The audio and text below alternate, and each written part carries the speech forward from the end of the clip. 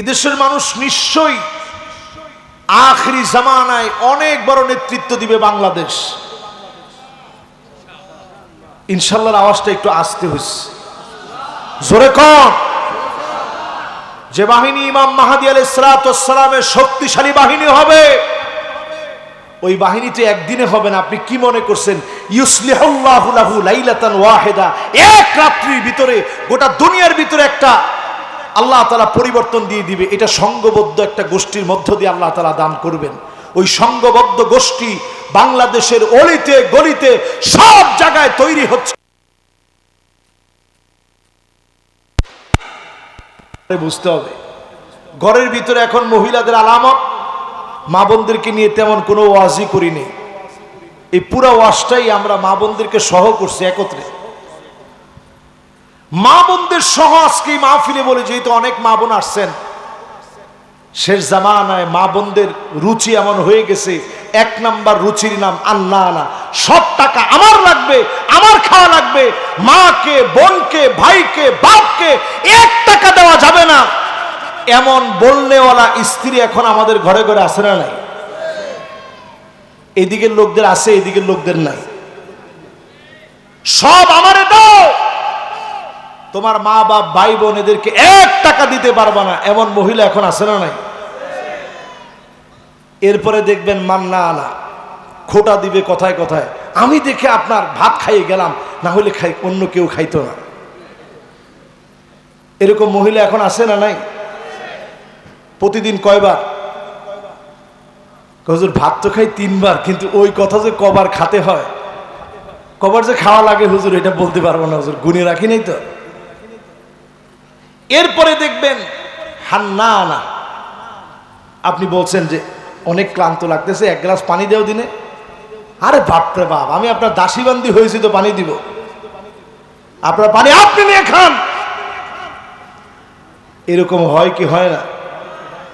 এরপরে দেখবেন কান্না আনা, এটা কিরকম? আপনার ছায়াই দেখতে পারে না, যেখানে আপনার দেখছি একটু আপনি বসছেন ডেলান দিয়ে, কয় উঠেন উঠেন এটা পরিষ্কার করুন। আপনাকে ঠিক আছে তাহলে খাটে গিয়ে বসি, গিয়ে একটু খাটে বসছেন, একটু পরে এসে না যে বিছনা চাদরটা চেঞ্জ করতে হবে, ময়লা হয়ে গেছে। তারপরে চিন্তা করছেন এসে থাক, বাইরে চলে যায়, সেটাই ভালো। এরপরে দেখবেন হাদ্দাকা, এমন সব মহিলা আসবে স্বামীর কোনো কিছু তার পছন্দ হয় না, কিছু একটা কিনে আনলেন, কি আনলেন, কোনো কালার হলো, এই কালার তো মরিয়ে যাবে। এরকম মহিলা এখন আছে না নাই? এরপরে দেখবেন একজনে কিছু ঘরে ঘরে, বিপজ্জনক তো। এরপরে দেখবেন সাদ্দাকা, এটা কেমন? কথায় কথায় তর্ক করে, আছে এরকম? এরপরেরটা মনে হয় আপনারা আছে বলে লজ্জিত হবেন না। এরপরেরটা হচ্ছে বাররাকা, শুধু তর্কই করে না, স্বামীকে লাঠি নিয়ে পিটাইতেও দেরি করে না, এমন মহিলা এখন আছে না? আমার তো মনে হয় আগের সবগুলা থেকে এইটার ওজনটা একটু বেশি হয়েছে। তাহলে ঘর কি আর এখন ঘর আছে? এই জন্য ঘরে ঘরে দাওয়াত, ঘরে ঘরে তালিম, ঘরে ঘরে জিক্র, ঘরে ঘরে নিজের স্ত্রীকে সময় দেন। শুধু খালি রিপোর্ট ফর্মে পারিবারিক সময় দানের ভিতরে লেখছেন 1 বার 2 বার 3 বার 4 বার, এটাকে শুধু ফর্মালিটি বানাই না। ফর্মালিটি না বানায় বরং একবার যে বসছেন, আপনি বলেন আমার কি কি দোষ তোমার চোখে ধরা পড়ছে একটু বল। আল্লাহর নবী নিজে স্ত্রীদেরকে নিয়ে বসতেন, এটা কি সাধারণ বিষয়? আল্লাহর হাবিব নিজে চোখের পানিগুলা মুছে দিতেন, নিজে আগে সালাম দিতেন, স্ত্রীদের কষ্টগুলা নিজে ভাগাভাগি করে নিতেন। তেমন কোনো খাবার নবীজি খাওয়াতে পারেন নাই, কিন্তু সুখ দিতে আল্লাহর হাবিব কম দেন নাই। আম্মা জানদেরকে নবীজি ভালোবাসা দিয়ে আপন করে নিলেন, নিজে আগে সালাম দিলেন। আল্লাহর নবী হওয়ার পরেও তিনি নিজে ঘরটা ঝাড়ু দিয়ে দিতেন, তরকারিগুলা মাঝে মাঝে কেটে দিতেন, পাশে দাঁড়ায় সময় দিতেন। অসুস্থ হয়ে গেলে চোখের পানি গুলা আদর করে নবীজি মুছে দিতেন। সূরা ইখলাস, সূরা ফালাক, সূরা নাস পড়ে ফু দিয়ে দিতেন। নবীজি পাশে বসে সান্ত্বনা দিতেন। স্ত্রীদেরকে ছোট ছোট নাম ধরে আদর করে করে ডাকতেন। আমরাও যদি ঘরে ঘরে দাওয়াত দেই, এই জমিনের দিন যিনি কায়েম করে দিবেন তিনি কে? আর যদি না করেন শেষ। আমি একেবারে 2-4 মিনিটে 6টা বিষয় বলবো, এটা শুনে যাবেন। আর আমার জীবনের শেষ মাহফিল হলে আপনি এই কথা মনে রাখবেন, যদি আগামী দিনে আপনার সিদ্ধান্ত নিতে ভুল করেন, 6টা শাস্তি আসতেছে বাংলাদেশ। ঠিক কইছে একজনে? সবাই কোন? 1 নাম্বার শাস্তি আল্লাহ নবী জানায় গেলেন, 1 নম্বরে যেটা হবে, ইমারাতুস সুফাহা, নির্বোধরা ক্ষমতার মসনদে বসবে, নির্বোধরা ক্ষমতা চালাবে। আগে যেমন আপনারা দিনের কথা বলে মাজলুম হয়েছেন, সামনের দিনেও মাজলুম হওয়া লাগবে, ঠিক কিনা বলে? এটা 1 নম্বর শাস্তি। 2 নম্বর শাস্তি কি? 2 নম্বর শাস্তি নবীজি বলে গেছেন 1500 বছর আগে, কাসরাতুস শর্ত, নতুন নতুন শর্ত আসবে। এটা বললে মৌলবাদী, ওটা বললে রাজাকার, ওটা বললে জঙ্গি, এরকম নানান নতুন নতুন শর্ত চলে আসবে, ঠিক কিনা বলে? মিলতেছে? 3 নম্বরে নবীজি বলছেন বিয়াউল হক, টাকার বিনিময়ে আইন আদালত বিক্রি হবে। জায়গায় জায়গায় টাকার কারণে আইন আদালত বিক্রি হয়ে যাবে, 1500 বছর আগে নবীজি বলে গেছেন। 4 নম্বরে নবীজি বলেছেন ইস্তিগফাফাম বিদ্দাম, চারদিকে জেনোসাইড হবে, ঘরে ঘরে রক্তক্ষয়ী যুদ্ধ লেগে যাবে, যেটাকে আমরা বলি আমাদের ভাষায়, এটাকে কি বলে? গৃহযুদ্ধ। মাশাআল্লাহ, কে বলছে সর্বত? মাশাআল্লাহ, এই শব্দটা আমি খুঁজতেছিলাম। এটাকে বলে গৃহযুদ্ধ, গড়ে গড়ে যুদ্ধ, জেনোসাইড লেগে যাবে, চতুর্দিকে রক্তপাত হবে। আল্লাহর হস্তে এই দৃশ্যটা বাংলাদেশ যেন না দেখে, এজন্য বলবো সব ভুলে যান, সবাই এক হয়ে যান। যদি এখনো না হন, শকুনের দৃষ্টি আমাদের দিকে আজও পড়ে আছে। আপনি এটা মনে করেন না তারা আমাদেরকে ছেড়ে দিবে। বাংলাদেশের মানচিত্রের দিকে তাকায় দেখেন, যারা আমার মানচিত্রকে গিলে খেয়েছে, ওরা আমার শান্তি কোনোদিন দেখতে পায় না, আমার শান্তি তাদের সহ্য হয় না, তারা কোনোদিন আমাদের বন্ধু হতে পারে না। এজন্য পরিষ্কারভাবে সজাগ হন। 5 নম্বরে নবীজি বলেন আযাব এমন আসবে, কাতিয়াতুর রহিম, আত্মীয়তার সম্পর্ক ছিন্ন হয়ে যাবে, ভাই ভাইরে চিনবে না, আপনজন বলে বুঝবে না, রাজনীতির কাছে অন্ধ হয়ে যাবে। আজকে তাকালে তা মনে হয় রাজনীতির কাছে এত অন্ধ হয়ে গেছি, পাথর দিয়ে মানুষকে পিটা পিটা মারলেও মানবতা আছে বলে আমাদের কাছে মনে হয় না।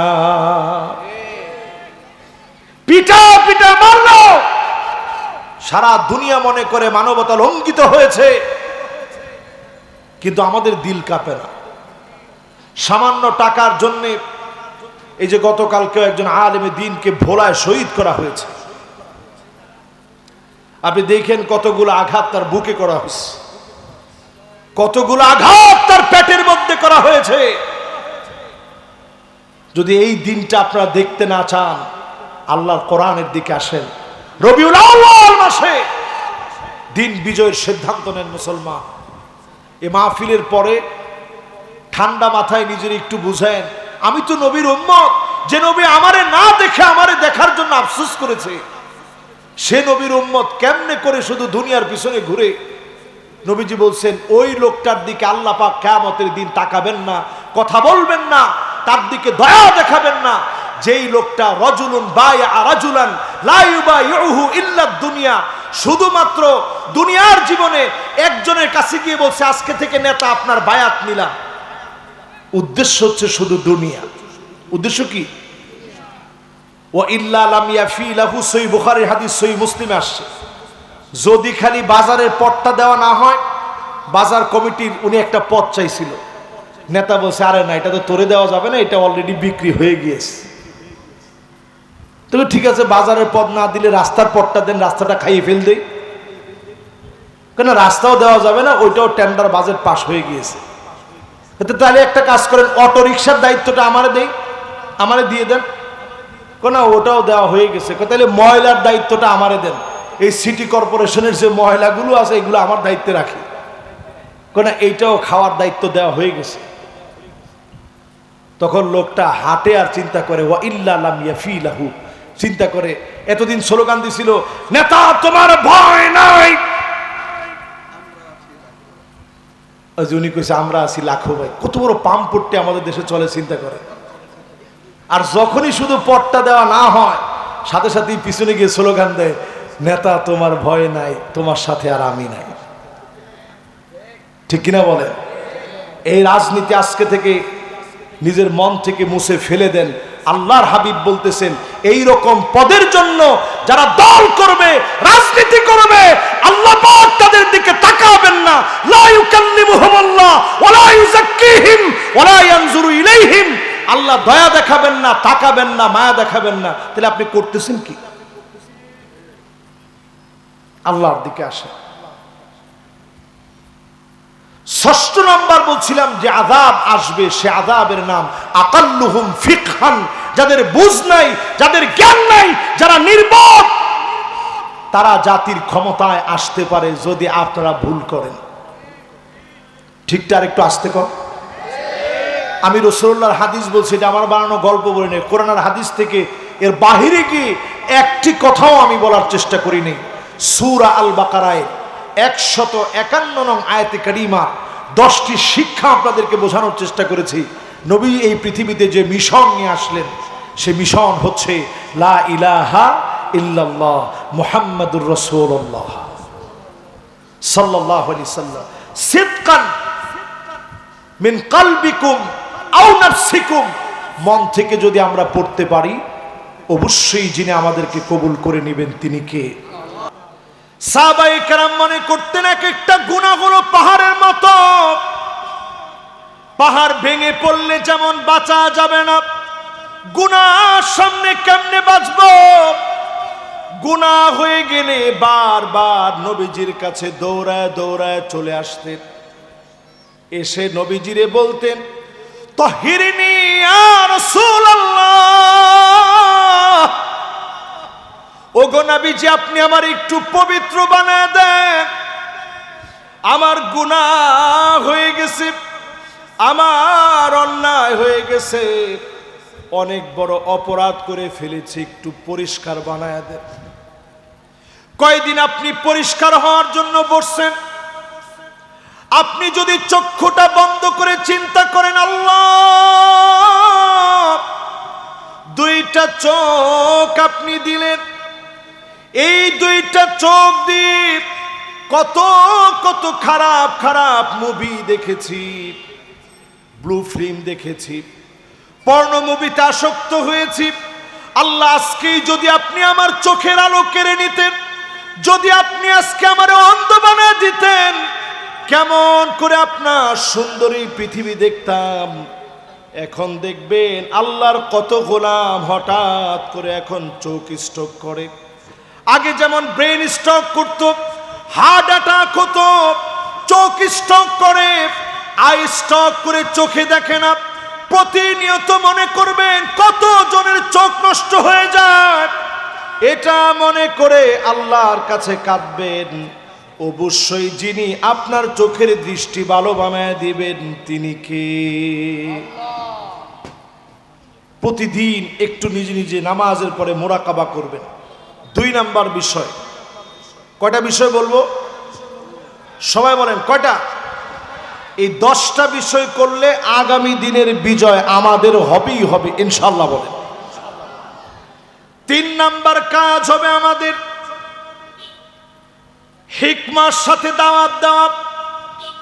হিকমা মানে কি? হিকমা মানে হলো আল হুজ্জা, প্রমাণ সহ দলিল সহ দাওয়াত দিবেন।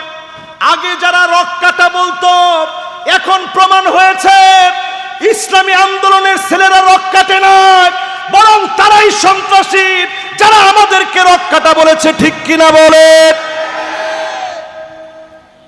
একটু তাকায় দেখেন, এখনো তাদের গুন্ডামি শেষ হয়নি।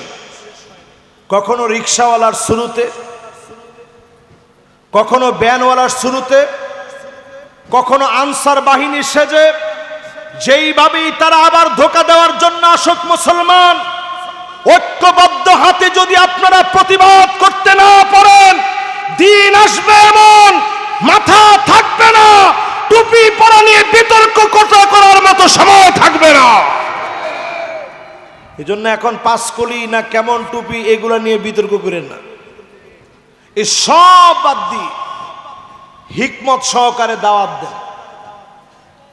এখন সময় আসছে মুসলমানদের হিকমত সহ দাওয়াত দেওয়ার, দলিল প্রমাণ এভিডেন্স সহকারে দাওয়াত দেওয়ার।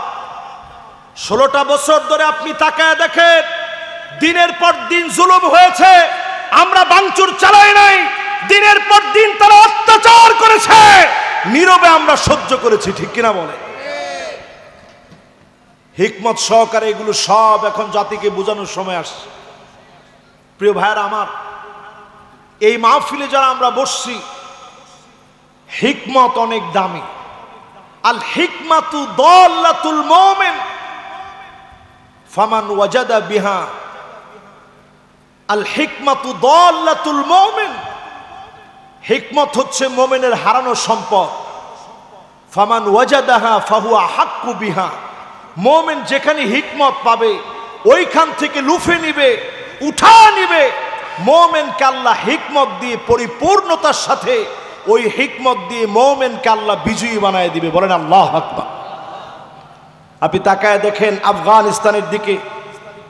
এই তো আমি গতকালকে দুবাই থেকে আসছি, মাশাআল্লাহ এখন সাউন্ডটা তো ঠিক আছে। এই সাউন্ডটা এতক্ষণ কোথায় ছিল বাবা? মাশাআল্লাহ, লিল্লাহে তাকবীর। আপনারা আমার সাথে আছেন তো সবাই? গতকালকে যখন আমি দুবাই থেকে আসলাম, দুবাই এই সফরে আমি 6 দিন ছিলাম। 6 দিন আমি পামির কোলা, শিফা, আফগানিস্তানের যে সমস্ত পানীয়গুলো আছে এগুলো আমি সব দোকানে দোকানে খুঁজতাম। এটা পেলে আমার কাছে মনে হতো আমার একটা ভাইয়ের প্রোডাক্ট, এবং এগুলো এত মানসম্মত। দক্ষিণ কোরিয়ায় গেছি, সেখানেও হালাল যত দোকান আছে সব জায়গায় লেখা মেড ইন আফগানিস্তান। আফগানিস্তানের প্রোডাক্ট এখন বিশ্বমানের হয়েছে। প্রচন্ড ভূমিকম্প তাদের দেশে হয়েছে, আপনারা দেখছেন। হেলিকপ্টার দিয়ে গিয়ে জনগণকে উদ্ধার করা হয়েছে। এই দৃষ্টান্ত শুধুমাত্র মুসলমানরা দেখিয়েছে, ইসলাম মানার কারণে আল্লাহ সক্ষম বানায় দিয়েছে। ঠিক কিনা বলেন? আল হিকমাতু দাল্লাতুল মুমিন। হারিয়ে গিয়েছে আমাদের কাছ থেকে হিকমত। জ্ঞান সহ মানুষকে দাওয়াত দেন, আপনি দেখবেন জ্ঞানের কারণে শত্রুকেও যিনি মিত্র বানায় দিবেন তিনি কে? 4 নাম্বারটা শেষ, বাকি আছে 6টা। সবাই বলেন কয়টা? তাহলে 1 নাম্বারটা কি আপনাদের মনে আছে? জোরে বলেন কি? মাশাআল্লাহ, লিল্লাহে তাকবীর। 1 নাম্বার আমরা শিখব। 2 নাম্বার কি?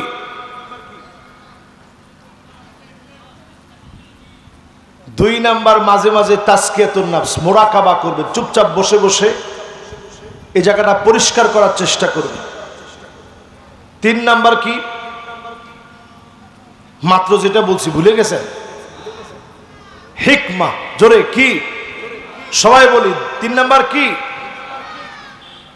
এরপরে 4 নাম্বারে প্রিয় ভাইরা আমার, 4 নাম্বার আমাদের কাজ হচ্ছে নবীজি পৃথিবীতে দাওয়াত নিয়ে আসলেন। ওয়া ইউআল্লিমুকুম মা লাম তাকুনু তা'লামুন। যা তোমরা জানতে না তিনি তোমাদেরকে জানিয়েছেন। 4 নাম্বার আমাদের কাজ হবে দরে দরে মানুষকে জানানো, মানুষকে বোঝানো, মানুষের সঙ্গে মিশা, মানুষের সঙ্গে এমন ভাবে মিশবে শত্রু যেন মিত্র হয়ে যায়। আল্লাহর নবী এমন ভাবে দাওয়াত দিয়েছেন, তায়েফের প্রান্তে তিনি গিয়েছেন, মানুষ নবীজিরে চিনতে পারে নাই, পাগল পাগল বলে নবীরে পাথর মারলে, রক্তের কারণে নবীজির জুতা মোবারক আটকে গিয়েছে। আল্লাহর নবী বারবার জ্ঞান হারিয়ে ফেলেছে। নবীজির যখন জ্ঞান ফিরেছে আবার পাথর মেরেছে, নবীজির জ্ঞান হারায় গিয়েছে। বারবার নবীজি পাথরের আঘাত খেয়েছে। ফেরেশতা এসে বলে, নবী আপনি এখনই বদদুয়া করেন। আল্লাহর নবী ডাক দিয়া বলেন, ইন্নী লান উবআস লাআন,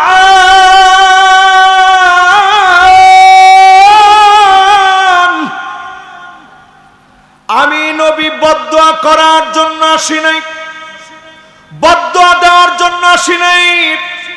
আল্লাহর নবী বদদুয়া দেন নাই, ফলশ্রুতিতে বাংলাদেশ পর্যন্ত শুধু না, প্রান্তে প্রান্তে যিনি কালেমার দাওয়াত পৌঁছায় দিয়েছেন তিনি কি?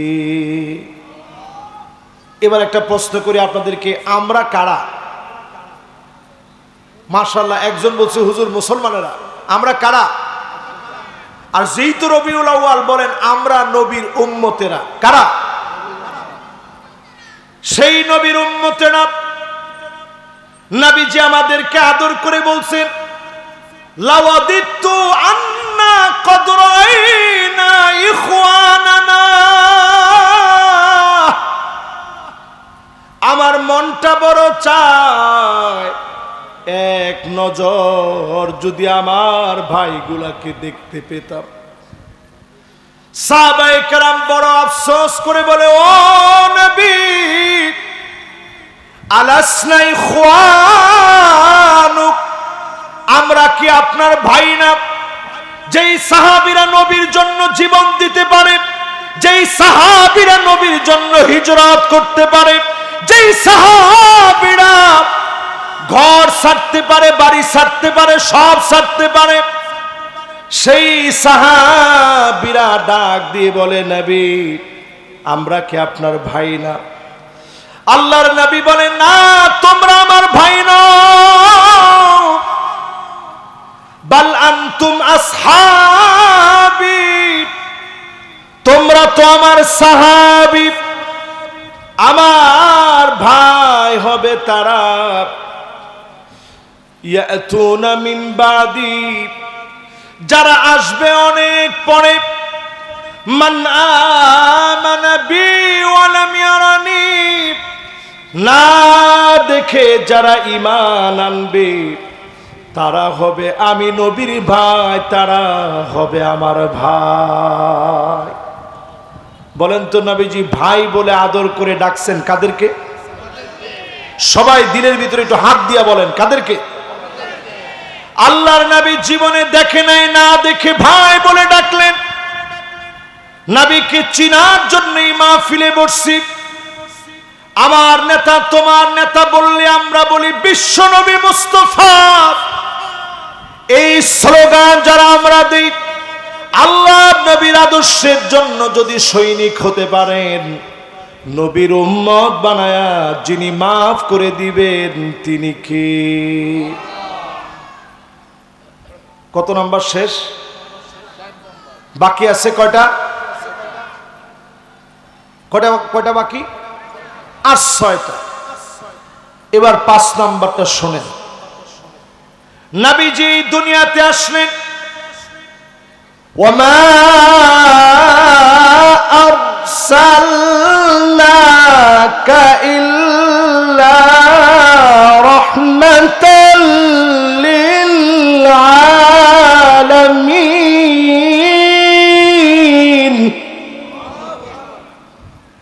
এই পৃথিবীতে নবীজি আসলেন রহমত হিসাবে, তিনি এই পৃথিবীর ভিতরে আল্লাহ পাক নবীজিরে পাঠালেন।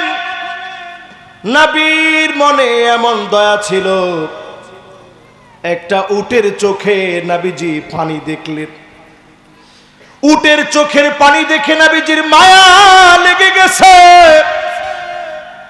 নবীজি ডাক দিয়ে বলেন, এই উটের দায়িত্বে কে আছো? একজন সাহাবী হাত তুলছে, নবী এই উটের দায়িত্বে আমি আছি। নবীজি বললেন, আফালা তাত্তাকিল্লাহ ফি হাযিহিল বাহিমা আল্লাতী মাল্লাকাকাল্লাহু ইয়্যাহ। এই উটের চোখের পানি দেখা মাত্র আমি নবী বুঝলাম, উটরে তুমি কষ্ট দাও, খাবার দাও না। রাহমাতুল লিল আলামিন নবীর সামনে এসে উট চোখের পানি ছেড়ে দিল। নবীজি সঙ্গে সঙ্গে বললেন, এই উটটারে যে খাবার দাও না, এটার জবাব আল্লাহর আদালতে তোমারে দেওয়া লাগবে। একটা উটকে যদি আপনি খাবার না দেন, যদি জবাব দেওয়া লাগে, যেই সমস্ত আলেমদেরকে নির্দোষের পরে জেলখানায় রেখেছেন, দুনিয়ার আদালতে আপনি পার পেয়ে গেল, আল্লাহর আদালতে কোনো মাফ নাই। ঠিক কিনা বলেন? এখনো দেখবেন তাদের কথা একটাই, আমরা কি দোষ করছিলাম, কি অপরাধ আমাদের। অন্য কোনো অপরাধের কথা আজকে আমি বাদ দিলাম, শুধুমাত্র এই বাংলাদেশের একজন মুফাসসিরে কোরআন শহীদ আল্লামা দেলোয়ার হোসেন সাইদি রহমতুল্লাহ আলাইহি, ওনার সঙ্গে ইতিহাসের যে নিকৃষ্ট দুরাচার করা হয়েছে, বয়োবৃদ্ধ একজন মুফাসসিরে কোরআন, এই অঙ্গনের যিনি রূপকার, যিনি রাহবার, উনাকে 13টা বছর জেলে রেখে যে জুলম আর নির্যাতন করা হয়েছে, আল্লাহর আদালতে দুনিয়ার বিচারে এদের কোনো মাফ হবে না, হবে না, হবে না।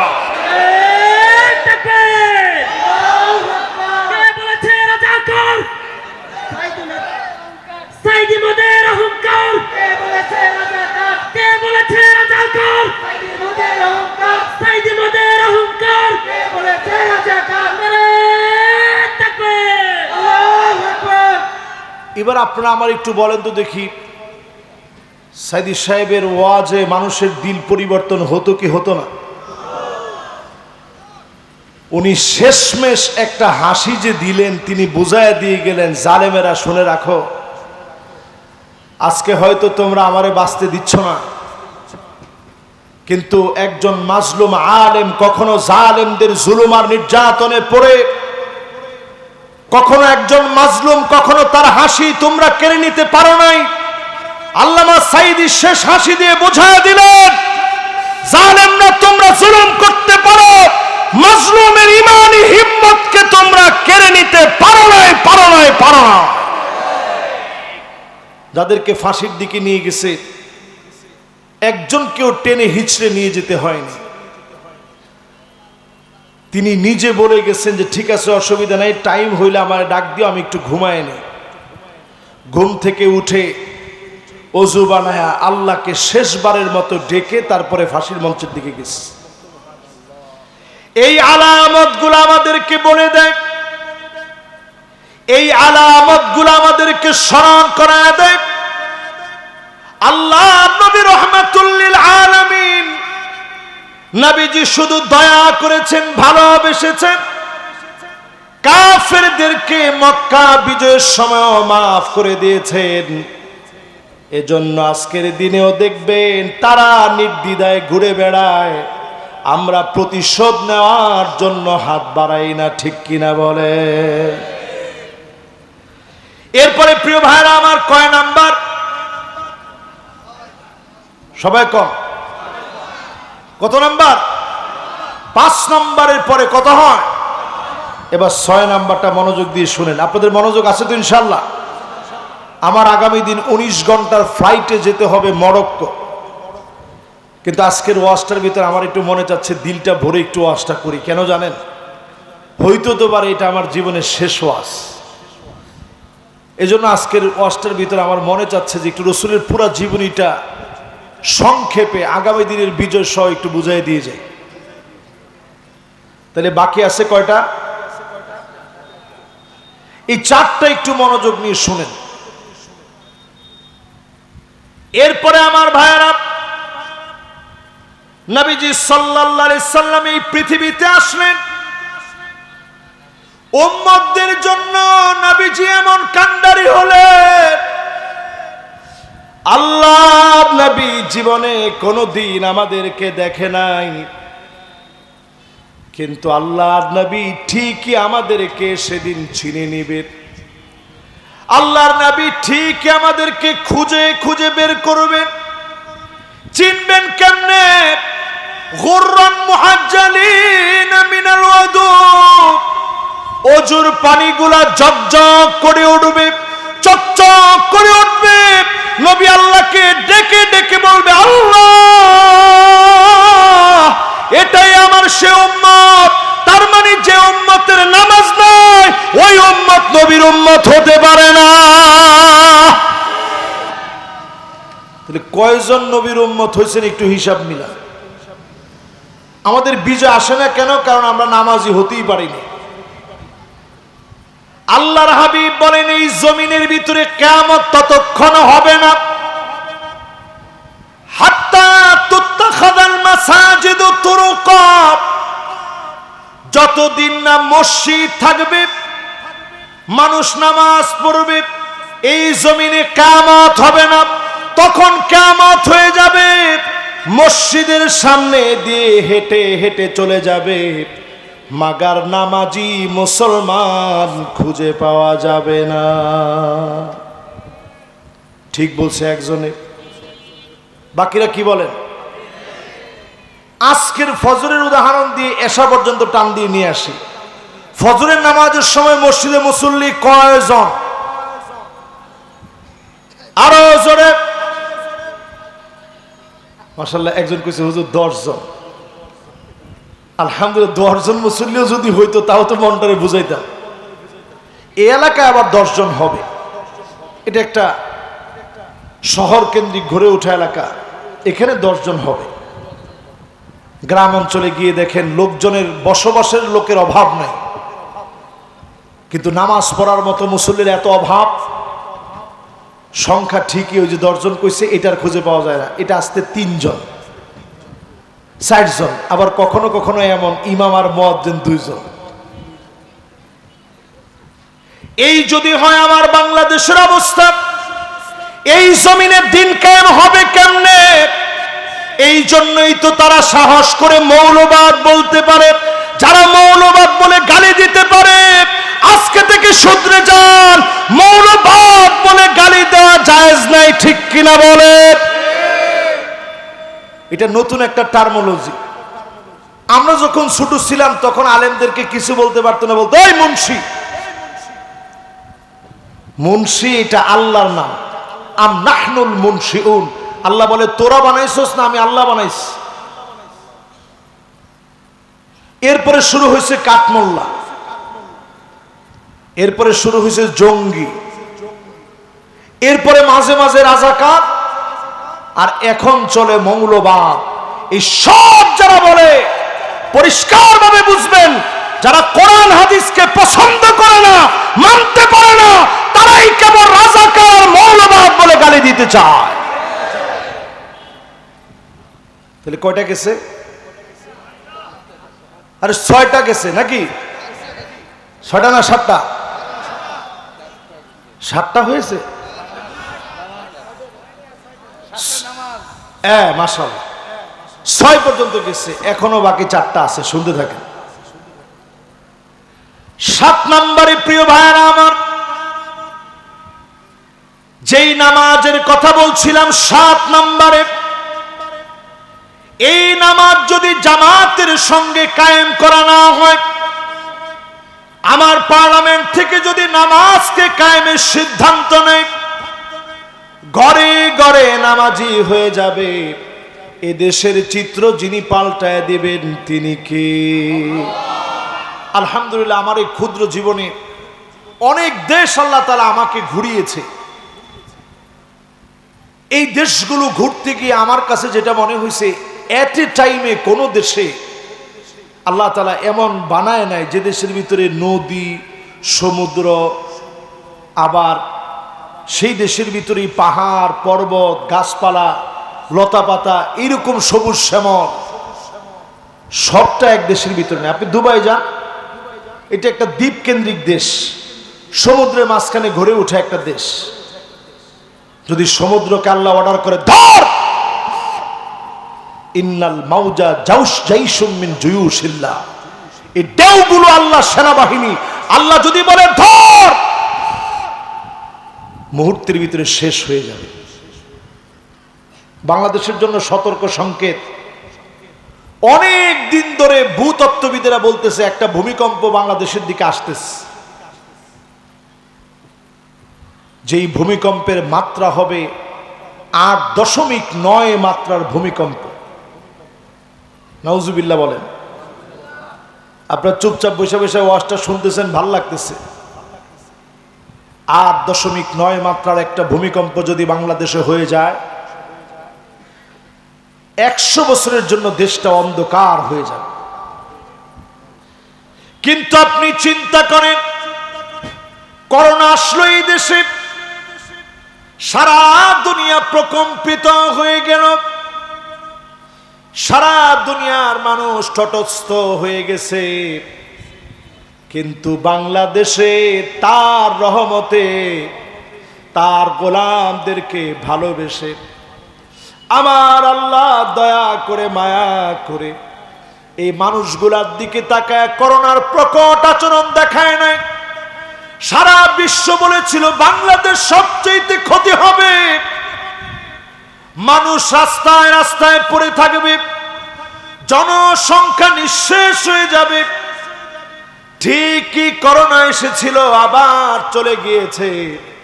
বাংলাদেশের মানুষকে যিনি হেফাজত করেছেন তিনি কে?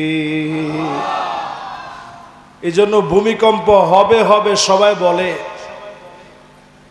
এই ভূমিকম্প, ছোট ছোট ভূমিকম্প অনেকবারই হয়েছে ফজরের নামাজের সময়। দেখছেন আপনারা, রাত্রে ঘুমায় আছেন, তখন 3টা-4টার দিকে ভূমিকম্প বাড়িয়ে দিছে।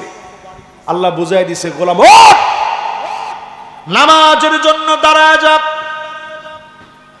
যেই সময় হাফেজে কোরআনরা পড়া শোনানোর জন্য, মুখস্থ করার জন্য হাফেজে কোরআনরা উঠে পড়া শুরু করে দেয়, সব বেদারিতে, সব গুজারিতে আল্লাহর অসংখ্য গোলামেরা তাহাজ্জুদের সময় দাঁড়ায় থাকে, আল্লাহর কাছে ফুপা ফুপা কাঁদতে থাকে।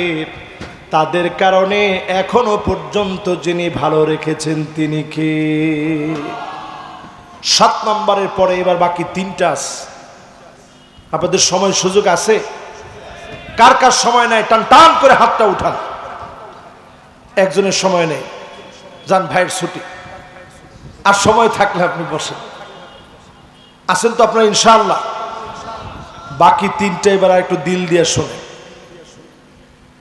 8 নম্বরে প্রিয় ভাইরা আমার, আগামী দিনের বিজয়ের জন্য যেই কার্যক্রম নিয়ে আল্লাহর নবী এসে শিখায় দিয়ে গেলেন, যে কার্যক্রম আমাদের সবার থাকা লাগবে, সেই কার্যক্রমগুলো হলো জীবন দিব, লড়াই করব, শহীদ হয়ে যাব, আল্লাহর জমিনে দিন কায়েমের পথ থেকে এক চুল পিছপা হওয়া যাবে না। আমার সাথে কি আপনারা একমত? এবার আপনাদেরকে একটু উদাহরণ দিয়ে বুঝাই সহজ হবে। সাহাবায়ে কেরামের হিম্মত কেমন ছিল। খালিদ বিন ওয়ালিদ রাদিয়াল্লাহু তাআলা আনহু আরদাহু, উনি জিহাদের জন্য গেছেন ইয়ারমুকের প্রান্তে। চতুর্দিকে কয়েকটা নদী আছে, সমুদ্র বেষ্টিত ইয়ারমুক, বর্তমান সিরিয়া, জর্ডান, ইসরায়েলের মাঝখানের এই ইয়ারমুক আমি নিজে ঘুরছি। ওই জায়গাতে খালিদ বিন ওয়ালিদ 15 দিন সফর করে গেছে। কয়দিন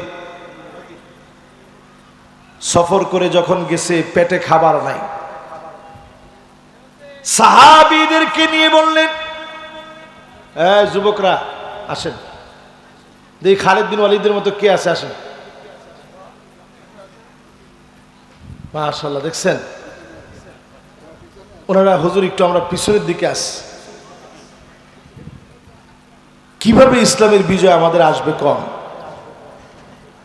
মাশাআল্লাহ, এই তো যুবকরা আসতেছে, ইনশাআল্লাহ আসবে ওরা। ওদের সিস্টেম হচ্ছে ওরা উঠে যখন একত্রে উঠে, ঘোরাগাড়িও যখন করে একত্রে ঘুরে, আবার যখন যুবকরা বসে তখনও তারা একত্রে বসে। বলেন আল্লাহু আকবার। এই যুবকদেরকে দিয়ে তো ইসলাম।